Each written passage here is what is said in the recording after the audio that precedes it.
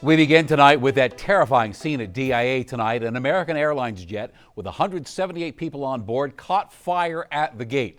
An airport spokesperson says 12 people were taken to the hospital, minor injuries. Now, as everyone was evacuated, you can see the passengers standing on the wing of the plane and then having to run through thick smoke to get away. Some very scary moments at our airport. Glad to have you with us on this busy Thursday night. I'm Shannon Ogden, and we want to get right to Denver 7's Colette Bordelon, who is live at DIA. And Colette, this plane was diverted here to Denver.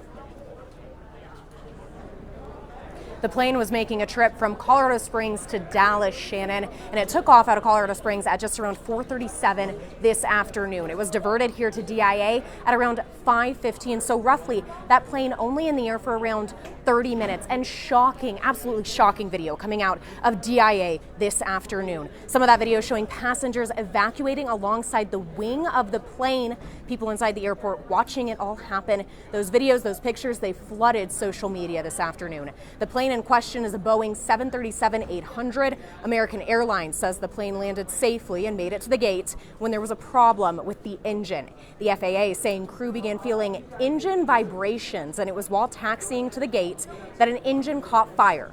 172 customers on board that flight, 6 crew members, like you were saying, Shannon, at least a dozen taken to the hospital with minor injuries, but they all got off the plane. We're told they used the evacuation slides that I'm sure we can all picture, but it's really impossible to imagine actually having to use those.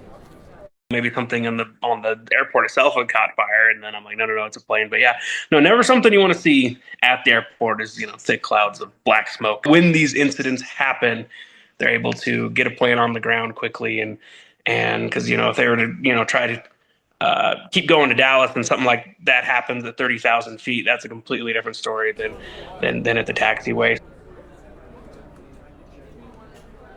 American Airlines says they're sending a plane and a crew here to DIA to help get those passengers to Dallas who are stuck here tonight. We can see up here on this departure board that flight 1006, it's now delayed until 1 a.m. So no real idea on when those passengers will be getting out of here tonight. We're hoping they can get out of here tonight. And the FAA, it will be investigating this incident. We're live at DIA. Colette Bordelon, Denver 7. They are going to be glad to get home. Colette, thank you for that tonight. And this is just the latest incident in an already tumultuous year for air travel. January saw that deadly midair crash between an Army helicopter and an American Airlines flight in Washington, D.C. 67 people were killed.